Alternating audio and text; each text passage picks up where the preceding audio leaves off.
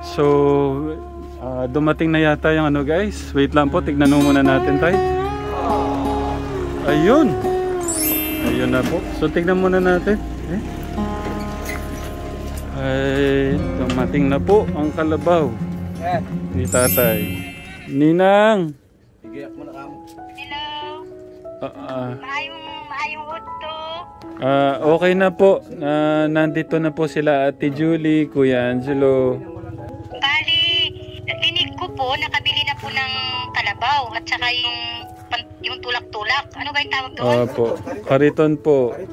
Hindi po kasi po, sabi ko nga, Ninang, sabi ko nga po kay tatay, hinold po yun sa inyo. So dala ko po ngayon yung pagmamahal po ni Tito RJ. Yung kay Tito RJ po kasi 61,000 at saka po yung sa akin nga po ay 50,000. Kaya po pwede naman po siyang ibili na. Yung sa akin, kung pwede lang sa iyo, yung sa akin ibibigay ko na 50,000, kay Angelo ko na lang ibigay. Po, sabi nga... Kay Angelo ko na lang ibigay. Nabanggit ni Angelo sa akin na gusto daw niyang mag-alaga ng kambing at saka manok at saka pato-pato daw. Opo, maganda nga po yun. Maganda nga po yun.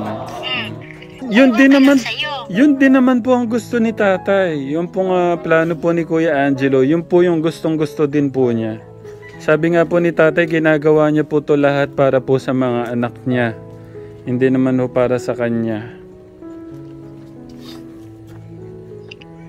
Ayan po, naririnig naman po. Si tatay po ang tinawag ko. Opo. Tay, tawag po kayo. Tay, pangako na po yan, tay, ha? Opo. Nga po, malanggang. Na po, Ninang. Nakabili na po ako ng... Likod na naman ni... Andi nila. Gusto ko lang iklaro sa tay. Opo. Gusto ko lang iklaro sa iyo, tay, ha? Yung pagmamahal ko po para sa inyo, nasabi ni Kuya Ram na nakabili na daw po kayo ng kalabaw at saka yung tulak-tulak. Opo.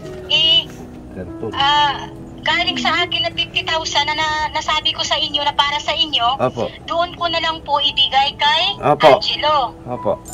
Okay lang po, tay? Okay lang po, Ninang. Kasi nabanggit ni Angelo sa akin na mag-ano daw siya, mag-aalaga ng kambing, tsaka yung manok-manok. Opo. Tapos doon ko na lang ibigay yung nabanggit ko na 50,000 para sa inyo, ha? Opo, salamat po, Ninang.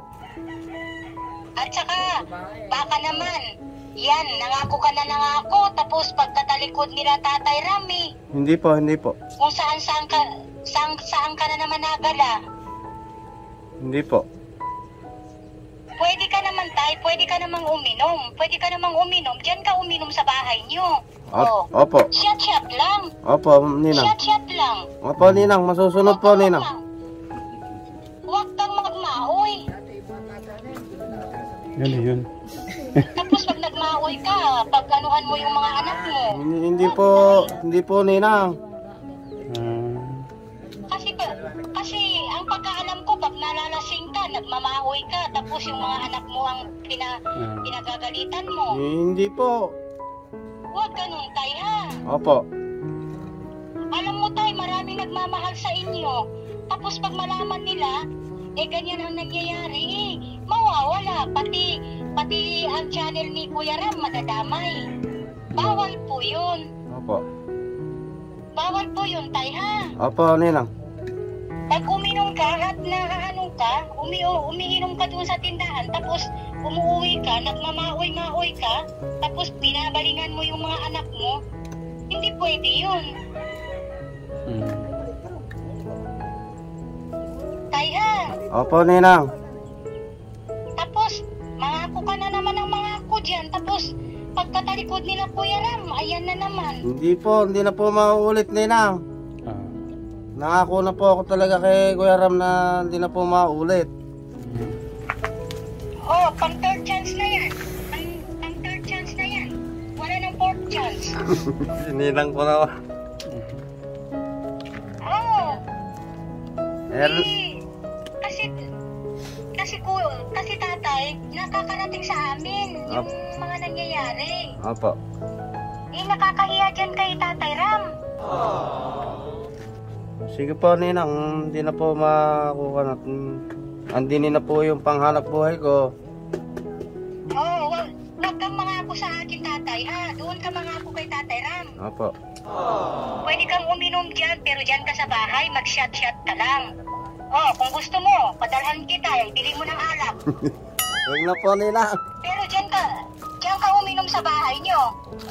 Isang bote, isang linggo. Oh. Basta huwag kang magmaoy. Ninang, Po. salamat po sa binigay niyo pong tulong po sa amin. Maraming po salamat. Po ako na. Ay, wala yun. Maliit na bagay yan, tay. Tinan mo yung mga anak mo, oh. Andyan sila. Gusto ka nilang makasama, pero ikaw naman itong lumalayo. Huwag mo nang isipin yung nakaraan. Wala na yun. Isipin mo yung Ngayon. sa ngayon. Opo. O, sige na, tay. Sige po, salamat po. Okay, mangako ka, ha? Opo. Ninang. Pagalitan ko nga siya. Apo, Ninang, kakausapin ko lang po sila. Salamat po sa ano po, sa concern po nyo. Salamat po sa concern at pagmamahal po, no? At sabi nga po niya, ginagawa niya ho to para sa mga anak po niya. Sabi ko nga, pagka ito, sabi niyo din po, so susunod na pagkakataon, sabi ko nga kay Kuya Angelo kanina, pagbigyan natin si tatay. Pagka ano pa rin, so kayo na mag-decide, hindi na kami. Kausapin ko lang po sila, baka ako kasi dumating na po yung sige. ano po. Salamat, Ninang. O, sige. Salamat po. Opo, Ninang Precious, salamat po. Ang saya ng pakiramdam ko na binigyan natin ulit ng pagkakataon si tatay, no? Kuya Angelo, ate, no? At basta importante sa lahat, maparamdam natin yung pagmamahal natin kay tatay, no? At gusto ko habaan na lang po yung ating pangunawa, yung ating kababaan ng loob, yung pagmamahal natin kay tatay. Basta tatay, ito lang masasabi ko sa inyo, no? Alam ko naman, ang ating Diyos ay kilala po nyo, no? Ano lang po, pilitin ho natin na sa araw-araw po nating pamumuhay ay manguna po ang ating Diyos sa puso po natin, no? Tsaka po yung paggalang, respeto sa bawat isa. Kasi po mahirap po minsan, hindi ko masisi si Kuya Angelo, yung mga anak po nyo, na meron po kasing nakaraan. Meron na po kasing mga nangyari na hindi ho nila nakakalimutan po, no? Kumbaga sa ano po ay may lamat po doon sa puso po nila, doon po sa mga nagawa po nyo dati. Aminado po ba kayo doon?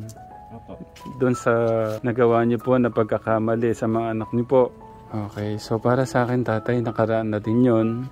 Tatay, bakit Okay. Tay, para ho to sa ikagaganda po ng samahan po ng bawat isa po, no? Hindi ho to para sa akin. At alam ko po, sabi niyo po kanina, gagawin niyo po lahat. Ito po, ginagawa niyo po lahat para po sa mga anak niyo, di ba po? Para po sa kanila. Kaya po, nakabili na po tayo ng kalabaw. Alang-alang po sa kanila. Pangahanap buhay ko po. Dahil po sa kanila. Doon po ako natutuwa. Sobra po ako natutuwa doon sa narinig ko sa inyo, tatay. Yung pong mga nakaraan, sabi ko nga po, kalimutan na po natin. Sabi ko din po kay nanay, no? Ang importante, tatay, yung ngayon, no? Yung pong mga nakaraan, kalimutan na po natin lahat. Kuya Angelo, Kuya Julie, no? Ate Julie, no? At salamat, no? Itong second chance na ibibigay natin kay tatay. Sabi nga ni Ninang Precious, third chance na daw. Kung alam nyo lang, ako ramdam ko yung ano ni tatay, yung pangungulila niya. 6 na taon ba naman? Yung 6 na taon na yun, hindi yun biro, na hindi kayo kasama. Huwag po tayong patali doon sa nakaraan, tatay, no? Basta ngayon, ang isipin nyo lang, yung pong kinabukasan po ng mga anak nyo. Okay?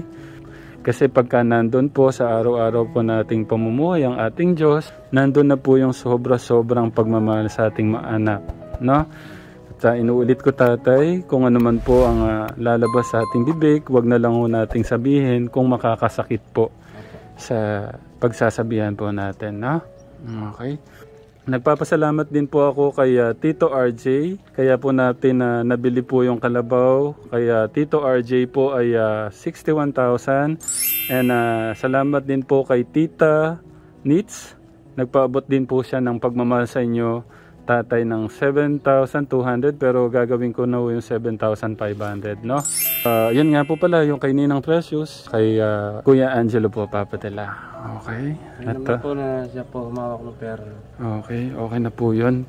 So, dumating na yata yung ano guys. Wait lang po, tignan mo muna natin tay. Ayun na po. So, tignan muna natin. Ay, dumating na po ang kalabaw ni tatay.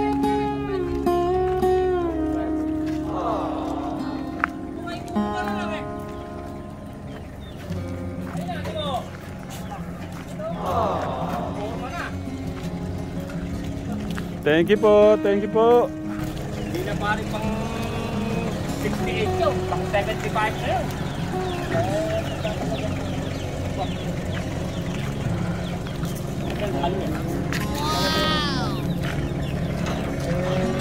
Saan po ilalagay tay?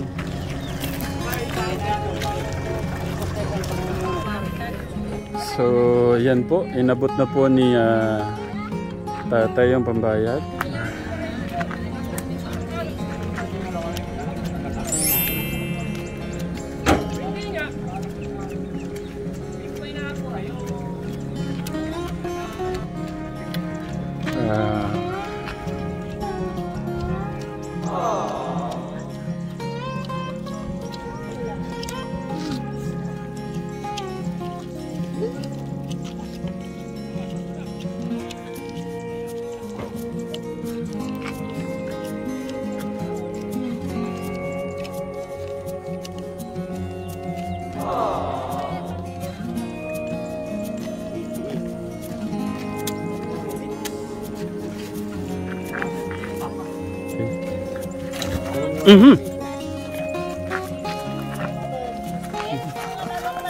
Baka ho napila ya sa pagkakababa.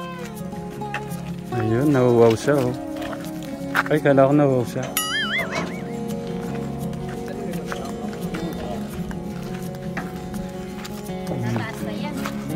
Opo, 5, ano na daw po yan? 5 years. Lalaki pa po yan. Oo.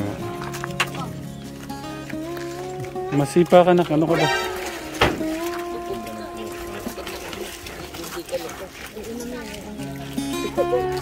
Pwede bang testing natin, Nak? Sakay ka sa kalabaw.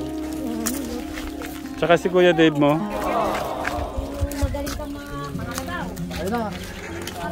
Parang hindi ka nasasakay sa kalabaw mo. Makakang kariton. Ikaw kariton.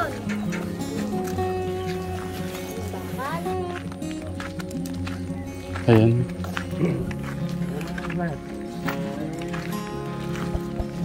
Ba't nag-aabuta para naiyak magbayad? Hindi pa feel pala yung ganyan? Wala naman, hindi naman boss na ako.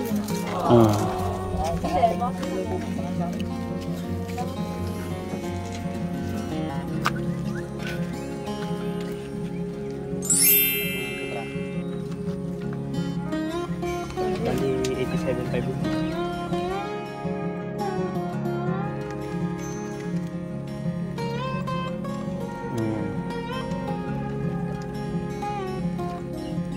Ngayon daw mas tama, Ate Julie, na may ganyan. Parang timing daw. Magagawaan din. Oo. Magagamit niya po. Ang gagawin natin, Kuya Angelo, Ate Julie, lahat ng may lupa dito, buong doon hanggang doon sa dulo. Paano natin? Kausapin natin yung may-ari. No, tayo yung ano, no tay. Tayo yung ano po, meron din po ibang pumapasok na gumagawa dyan. hindi, papakiusapan muna natin sila ngayon, tatay, no? Mga ilang hektarya kaya to, Kuya Angelo? Meron kayang 100 hectares o kaya to? Mahigit pa. Hindi lang. Hindi lang, sa 100. Kulang 200 po eh. Kulang 200. Oh, so paano sisimulan natin bukas, tatay? Sige po. Oh, ready si tatay. No, tay. Ganun po kayo ka-determinado. Ayun. At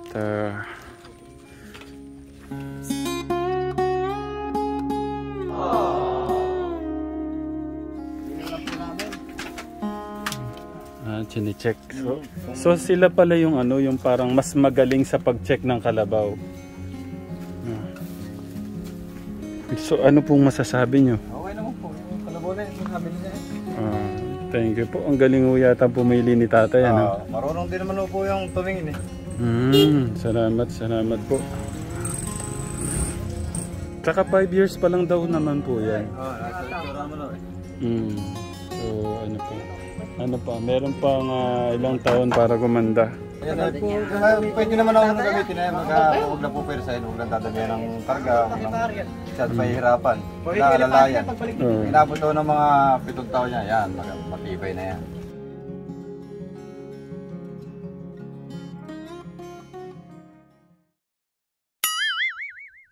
Oh my God! Ano na may papasok? Ganyan lang. Oo, ganyan lang. Ganito. Try ko kung kaya kong... Kaya mo yan. Grabe pala nito, mabigat. Oh! No. Ganyan po si Tekram.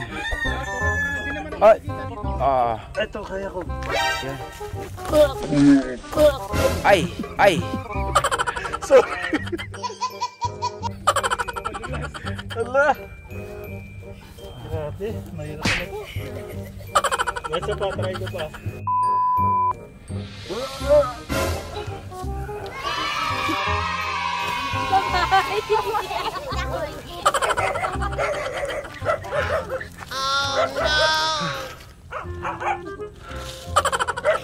Wait lang guys.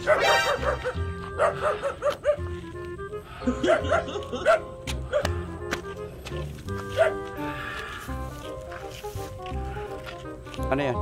May gusto ka ba sabihin? Wait lang guys. Oh no! Ganyan ang pagmamahal ko sa inyo guys.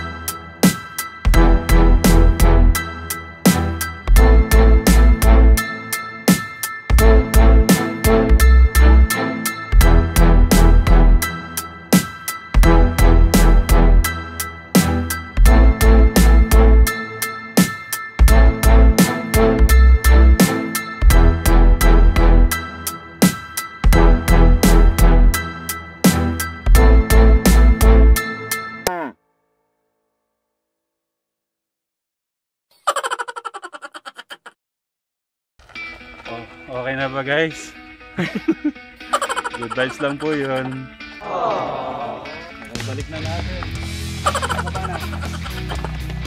Baba na mga kids.